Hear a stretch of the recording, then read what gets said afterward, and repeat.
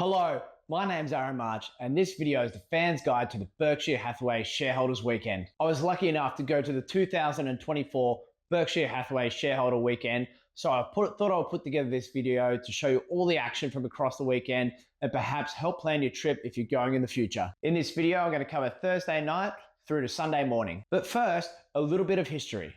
The first Berkshire Hathaway shareholders meeting was held in 1973 in the employees' cafeteria of National Indemnity Company with only a handful of attendees. Buffett first openly invited shareholders to the 1985 meeting via the 1984 annual letter to shareholders. Since then, the meeting has grown in popularity and moved all over Omaha. These days, it's hosted in a sports stadium attended by up to 40,000 people. The meeting starts with the Berkshire Hathaway movie, followed by a brief business update. Then it moves on to the question and answer section where Buffett answers questions from the audience for up to 6 hours. Now, I've got to admit, in the months leading up to the meeting, I spent hours and hours of thinking what question I wanted to run up and ask. More on that later. To get to Omaha from Australia is about a 20 to 25 hour flight, landing at Epley Airfield. A few years ago, I made myself a deal if I could read the 50 years of Berkshire Hathaway letters to shareholders that I'd go across and check out the shareholders meeting. So I'm up halfway through 2013. I just made it to Dallas and I'm finally finished the 50 years of annual shareholder letters. It took me just over a year and a half. I started in November 22. On that flight, I finally finished them, good to go.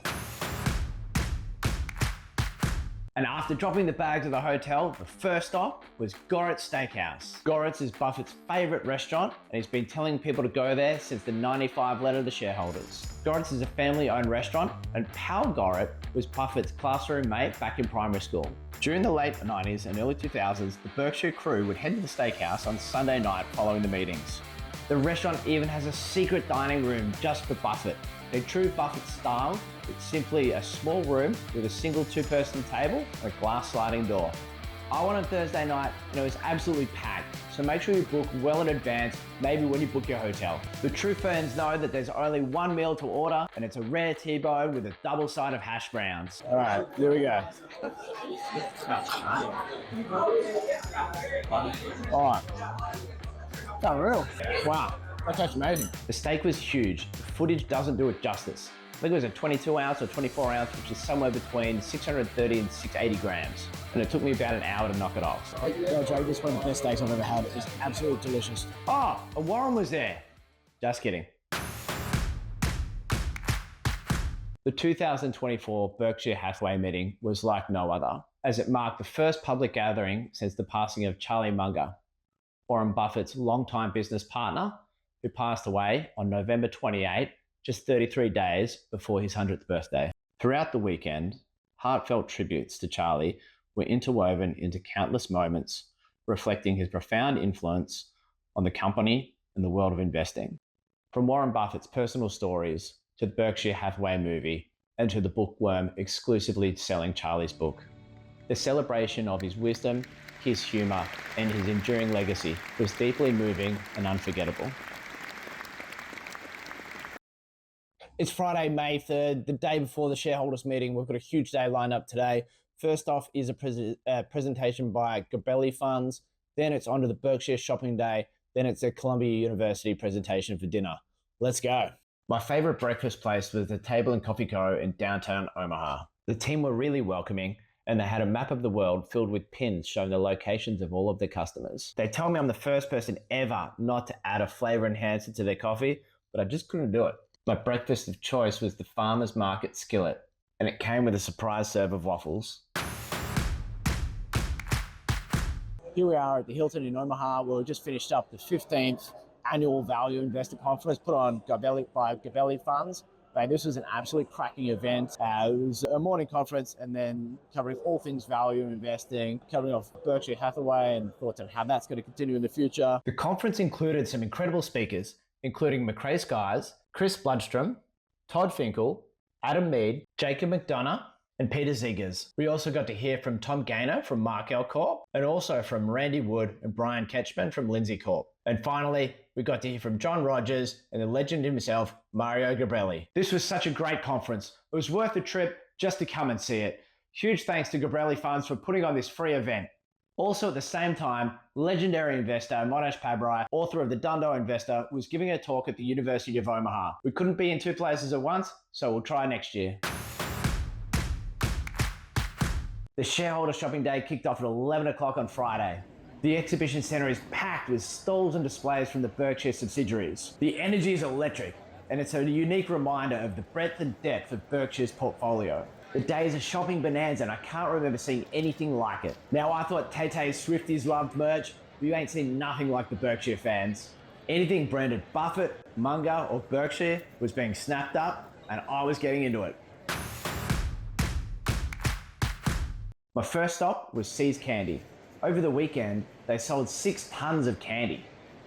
When I lined up, there were 12 registers and a line of at least 100 people. Cool, here we are at the shareholder shopping day out the front of See's Candy.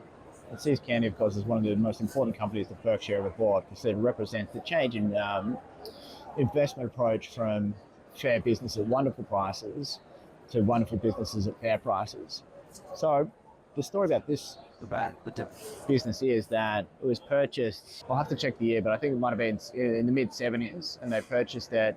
The buyers were asking for 30 mil, but Warren bought it for 25 million. Since then, it's gone on to, as of 2014, it had generated $1.9 billion in profit with only $40 million of additional capital put into the business. So it's an absolute cash printing machine. Okay, now let's do a quick flip around the expo.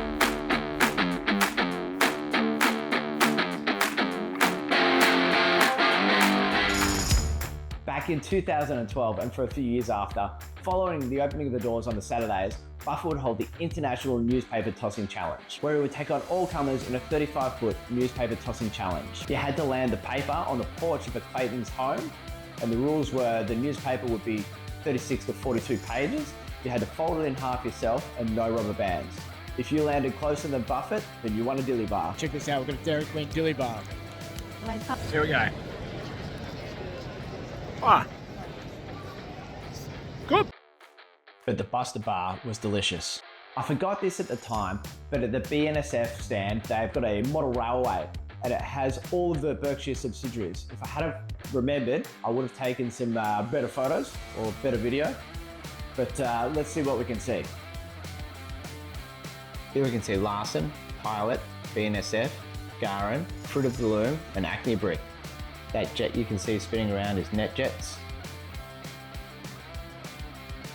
Then we can see Jazzwares, IPS, Charter, and Duracell.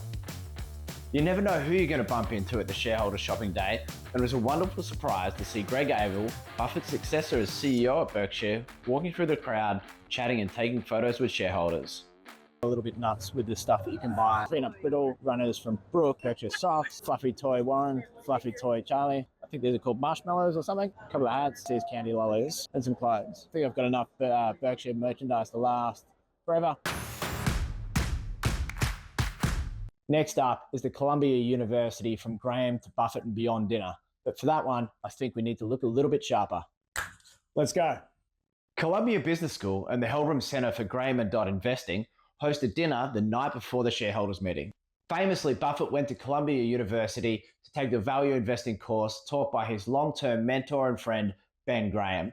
In 1951, Buffett was the first student ever to receive an A+ from Graham. Graham, of course, is the author of the famous books Security Analysis and Intelligent Investor. On the back of efforts from Mario Gabelli and Roger Murray, in the early 90s, Columbia University reintroduced value investing into the finance curriculum, which was taught by Bruce Greenwald and these days is overseen by Tano Santos. If you are interested in investing, I highly recommend listening to the podcast Value Investing with Legends, hosted by Tano Santos and Michael Mobison. The dinner featured a panel discussion with Mario Gabelli, Paul Hilal, Elizabeth Lilly, Thomas Russo, David Samra, and of course, Tano Santos. It was a really fun evening with some great discussions on all things value. The hotel where I'm staying at just dropped off some See's candy dollar coins. All right, let's see what $1.9 billion in earnings tastes like.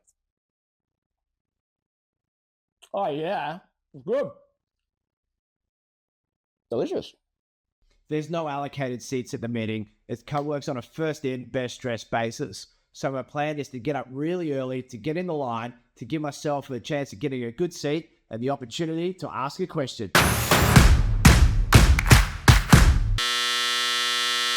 Here we go. It's the big day. I've decided my strategy is get up at 5, get down in the line at 5:30 in the morning, 9 degrees. It's going to fall to 8 and it's pretty cold outside, and this is what it looks like. After months of thinking about it, on the walk down to the CHI Centre, it came to me, the perfect question to ask Warren. Now all I have to do is get in line and get to the question booth. I'm not sure if I was just seeing things in the early morning, but I thought as I walked under this bridge, I saw someone who would be on stage later that day. But surely the future CEO of Berkshire isn't up at 5:30 walking through the crowds in the morning. There was already quite a few people when I arrived. However, the line grew and grew and grew until it was all the way around the corner. And then it finally hit 7 a.m. when the doors opened and it was time to head in. And this is where it went a bit sideways. Only the doors on the left opened, and there was a second set of doors behind those, and there was only one of those doors open. With every passing minute, my hopes of getting to a booth in time to ask a question faded. And by the time I got in, it was packed. Oh well, not to worry, I'll just have to come back next year. I lined up at the south end of the centre. My tip is, if you're going next year, line up at the main entrance on the western side opposite the Hilton. The meeting got underway with the traditional Berkshire movie, and this year was a little bit different because for the first time ever, the movie went out live on CNBC. Traditionally, the movies have only ever been seen by the attendees. The movie was a touching tribute to Charlie. Now, my description is not going to do it justice. So because it went out live on CNBC, you'll be able to Google it and you'll probably be able to find it. The movie was about 28 minutes long. My favorite part of the movie was Warren telling the stories about how him and Charlie first met. The meeting began with a brief business update. However, this is where it got interesting because just before the meeting started, it was announced that Berkshire had sold 30% of its stake in Apple. It became particularly interesting because Tim Cook, of course, is in attendance at this meeting.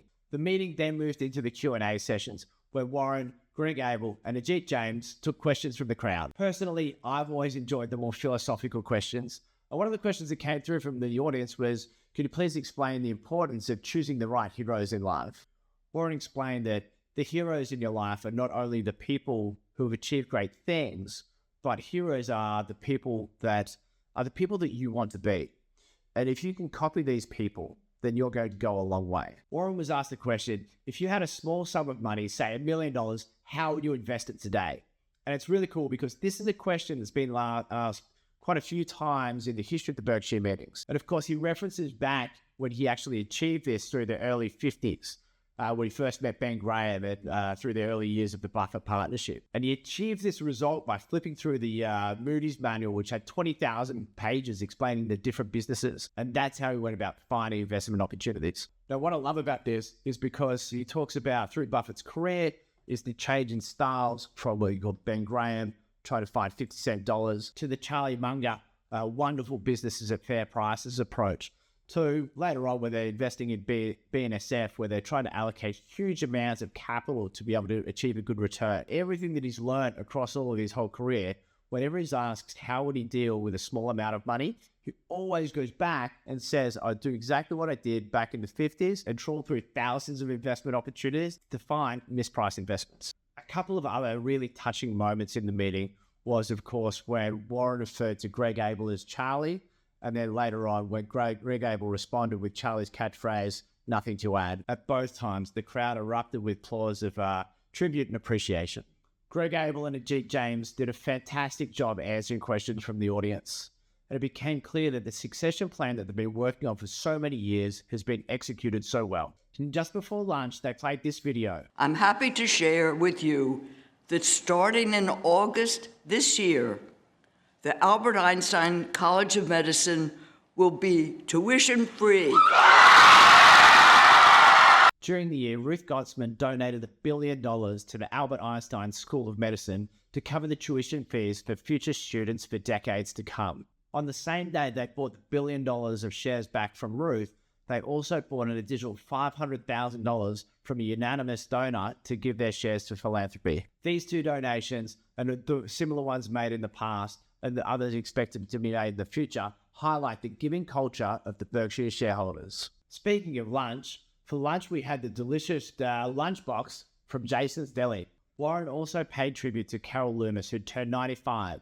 She's been editing the Berkshire annual letters since 1977. One of the hardest working people at the meeting was CNBC journalist Becky Quick. Since 2009, Becky Quick has asked questions that have been submitted by financial journalists or for shareholders who have sent them in through email. Not only does she ask all the questions that have been submitted at the meeting, but from what I can tell, she also attends the CNBC pre-show, the halftime show, and the post-show. And perhaps the most moving part of the meeting was a young boy got up to the microphone and asked Warren, if you had one more day with Charlie, what would you do? I'll put the link to Warren's response in the description of the video. Now that the shareholders meeting's all done, it's off to Nebraska Furniture Market for the shareholders picnic. Let's go. I decided to jump on a bus from the CHI Center down to Nebraska Furniture Mart. And here's where I thought it had quieted down a bit. Boy, was I wrong. By the time I got there, the line was huge.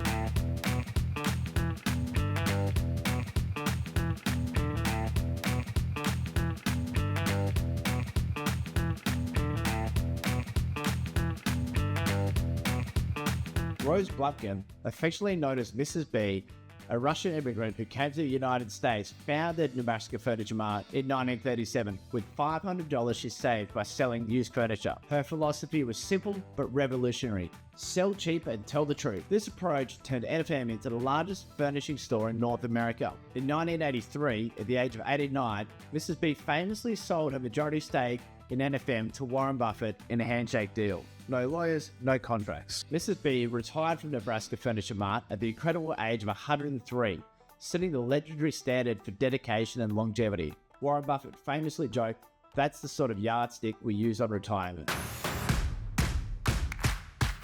Alrighty, it's the Sunday morning after the Berkshire Hathaway shareholder meeting, and now we're off to the Invest in Yourself 5K run. Let's go. Cool. And to do so, we've got a brand new Brooks Berkshire Hathaway shoes.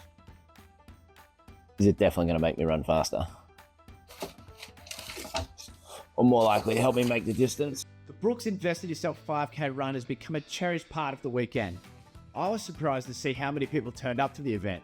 The run was a great way to see the city as the course wound its way through the streets of Omaha. The run had a great, fun and friendly atmosphere with everyone having a great time. As a tribute to Charlie, the course included the Munger Mile. From miles 2 to 3, there was a series of Mungerisms that displayed some of his most famous and iconic quotes. Well done. Woo! Good fun. While my time wasn't very impressive, as always with exercise, you feel great afterwards. Borsheims Shopping Day is the grand finale of the Shareholders Weekend, offering shareholders an exclusive experience at one of the world's most renowned jewelry stores. The event invites attendees to explore a dazzling collection of fine jewelry, watches and gifts. Shareholders are offered special discounts, and of all the shopping events across the whole weekend, I found the discounts at Borsheims to be the best. Now, they run the online sales for a week or two across the Shareholders Weekends, but when you go live on the actual day, there's even further discounts available. Now, the Shareholder Shopping Day is a little bit more subdued than it used to be. In previous years, you could play chess against a US chess champion while he's blindfolded, or you could see world-class magicians, or even play against some of the world's best bridge players. There was even a period of time when you could play table tennis against US top-ranked junior Ariel Singh. There's video clips on YouTube of Buffett and Bill Gates playing table tennis against her in the foyer outside of Borsheims. While some of the celebrations might have died off, the discounts and the cocktails make it well worth the trip. I hope you've enjoyed the Fan's Guide to the Berkshire Hathaway Shareholders Weekend. It wasn't just a shareholders meeting, it was a celebration of vision, community, and the timeless wisdom of Warren Buffett and Charlie Munger. From the conferences to the shopping day and the heartfelt tributes to Charlie Munger, every moment was a reminder of what makes this community so special. Over the weekend, you get the feeling that investing the Buffett way isn't just a strategy for building wealth. It's a mindset, a philosophy, and a way of life. We come here for the insights, the connections, and yes, the discounts, but leave with so much more. We leave inspired to invest not just in stocks, but in ourselves and the people around us. Next year, we'll gather here again for a momentous occasion because we'll be celebrating 60 years of Berkshire Hathaway under the leadership of Warren Buffett. Thanks for joining us. We'll see you at the 60th Berkshire Hathaway Shareholders Weekend.